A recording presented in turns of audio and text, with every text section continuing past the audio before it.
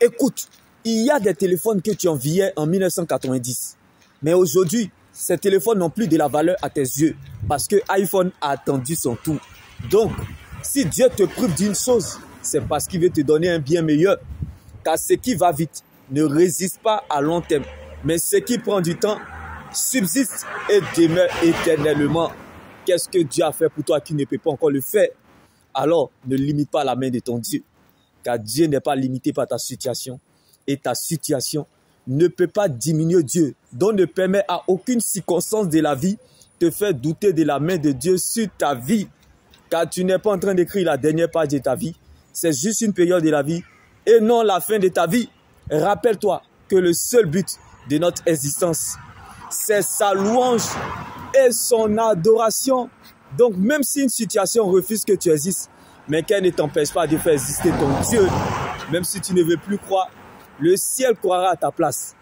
Regarde, bien-aimé, de tout celles que tu possèdes, de toutes les choses que tu as en tes mains, celles que l'argent ne peut pas acheter, qui est le souffle de vie que Dieu te donne avec gratuité, qui est sa fidélité en ton égard, qui est le souffle de vie, ton réveil, ton sommeil. Tu ne feras pas le contraire. Sois reconnaissant envers Dieu malgré tout.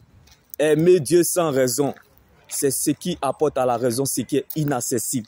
Car ce que Dieu fait pour nous dans le secret est plus grand que ce que nous regardons ou traversons.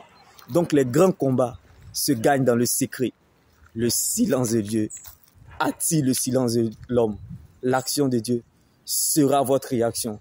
Car la foi doit être éprouvée avant d'être approuvée. Donc tu es la preuve de Dieu. Dans cette épreuve, bien-aimé, les jours à venir sont meilleurs. Les jours devant sont toujours meilleurs. De même que tes orteils sont dirigés vers l'avant. Avance et marche avec fierté. Car ce qui t'attend est plus grand que ça. Comme pendant que Abraham pensait à sa vieillesse et regardait Ismaël, Dieu voyait des nations. Pendant que Abraham dans sa vieillesse pensait à Ismaël et regardait Isaac, Dieu voyait des nations. Ce qui arrive est mieux que ça. Ce qui t'attend est plus grand que ça. Ce que tu ne sais pas est plus grand que toi. Ce que Dieu te réserve est plus grand que ce que tu regardes ou vois aujourd'hui. Donc sois sage et patient, car le temps finira par te donner ce qui te revient. Le temps de Dieu n'est pas très long, mais très bon. Shalom. Là où l'on s'y attend le moins, c'est là le temps voulu de Dieu. Car les voies de Dieu sont insondables et impénétrables.